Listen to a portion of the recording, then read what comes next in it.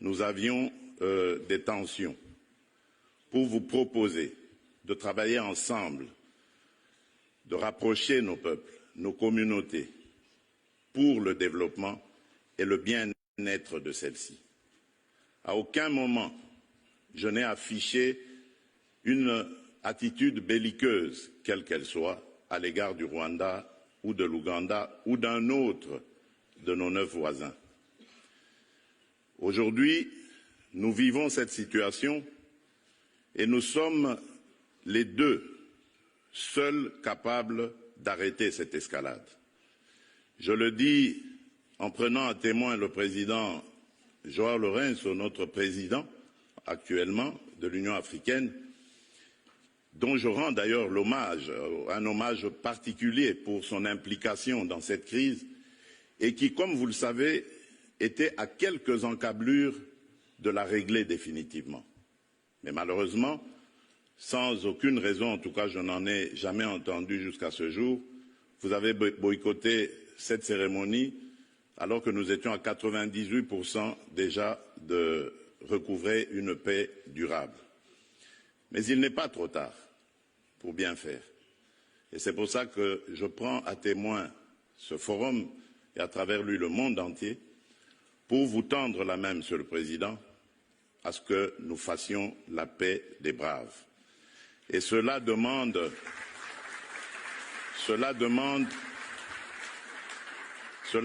que vous donniez l'ordre aux troupes du M23 qui sont soutenues par votre pays d'arrêter cette escalade qui a fait suffisamment de morts comme ça. Nous les comptons par millions depuis des années. L'histoire nous jugera. Il est temps d'arrêter et de nous tourner vers la paix et le développement. Je remercie. Donc il n'y a pas que votre présidence, il y en a 17 autres. Oui, comme ça. Il y a excellence. Eliezer Tamboué. Nous sommes là. Eliezer Tamboué, SB4 de Sali. Je suis en direct avec les mamans ici.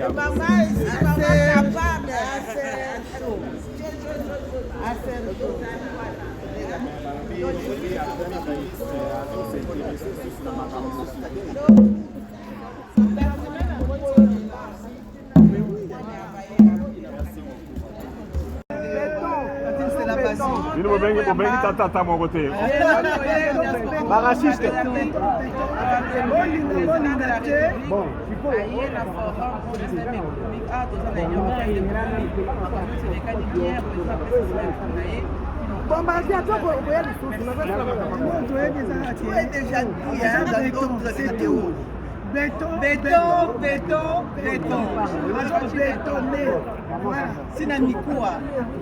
Merci, Fachi. Maman Bébéka. Et fils de notre.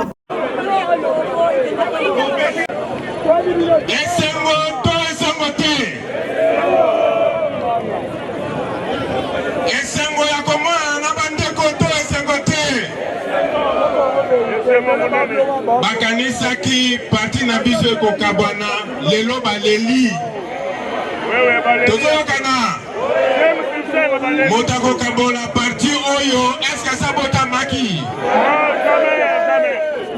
abotami te pe akobota maka jamais tozokana na kosenga na bino boye ezala parmi ba combattants ezala ya intérieur ezala bato nyonso tout lelo ezali mokolo oyo tozosele unité ya parti tozokana UDPS viva nalobi boye mokonzi ya mboka na bwanya na ye abengisaki biso apesi biso baconseil Bisopé en grande personne Tolobi Iyo Tondemi ba conseil wana Tozokana Yango wana Oyo balobaka singa ya famille Ebenga na kame kata na kate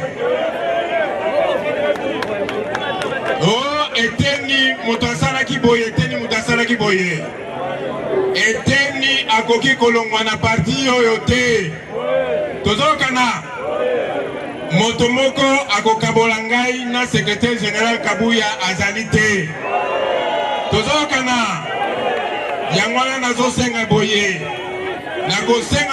nakosenga bolimbisi na bato oyo bakomprenaki mokanda oyo nakomaki te tozokana epui ngai mpe nakolimbisa bato oyo balobaki mingi tozokana me boyeba ke na kati ya bani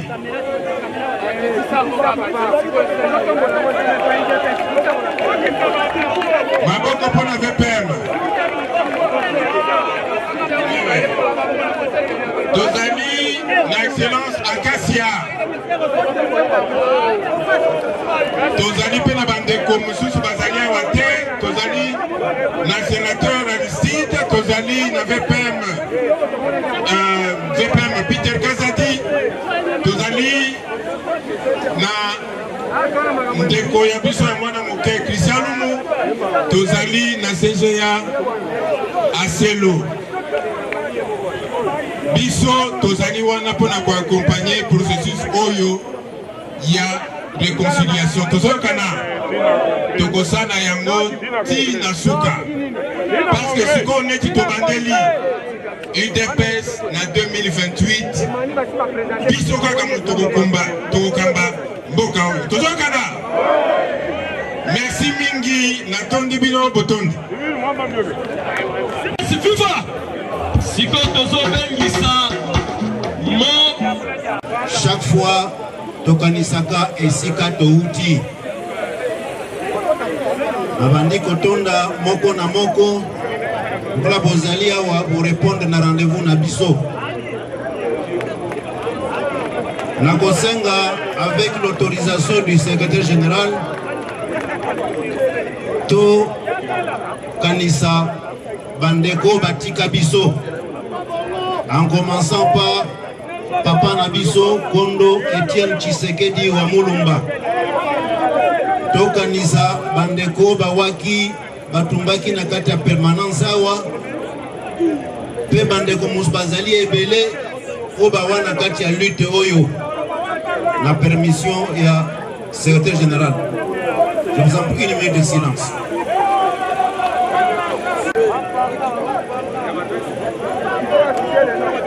Merci beaucoup.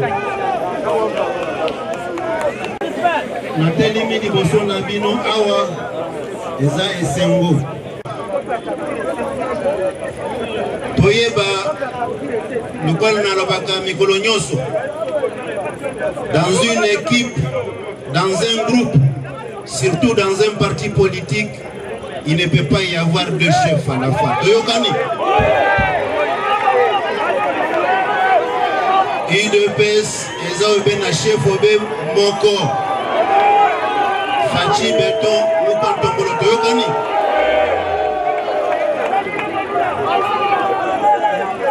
nakosenga na biso bandeko banso mbula mobimbe oti koleka boyokani ezalaki te nakosenga banda lelo tosenga bolimbisi banda Kinshasa tina ba fédération na biso nyonso to tourner page wana bandeko nalobi na kati ya parti ba chef bakoza na mibale te UDPS aza na chef obe moko mokonzi ayambaki biso apesi ba orientation na banzi comité de suivi euti olobango awa tozokende na kati ya réconciliation malembe kolanda orientation mokonzi ya mboka apesaki biso yango nalingi naloba bwe bandeko nazalaki navandi na podium nazoka ba commentaire awa nalobi ba secrétaire généraux bazali mibale awa te toyokani na orientation mokonzi ya parti apesaki biso. Le secrétaire général il est bel et bien là, c'est honorable Augustin.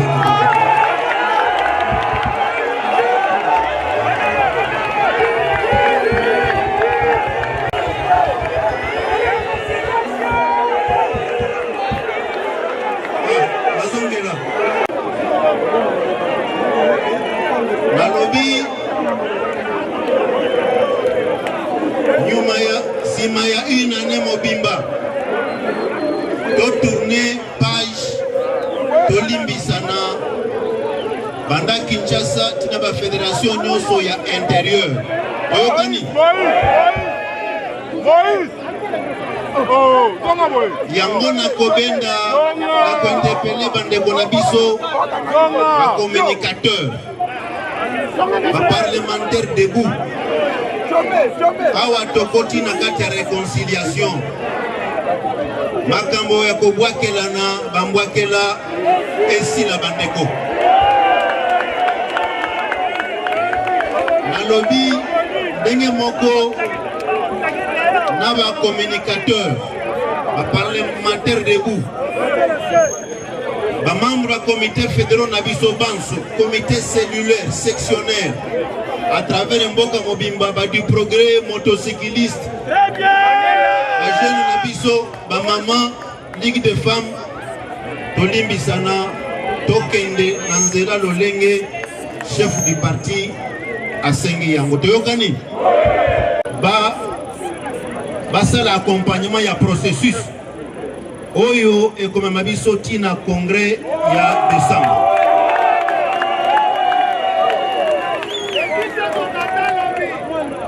Bandeko mingi ya koloba ezali te kasi engagement ya ngai na kopromete bino ete oyo mokonzi ya mboka apesaki lokola orientation na miso ya bandeko ba membre comité de suivi. Pour ma part, j'accomplirai intégralement ma part.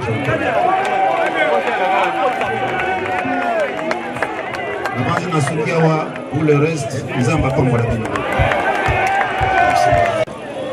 eza manifestation ya IDPS.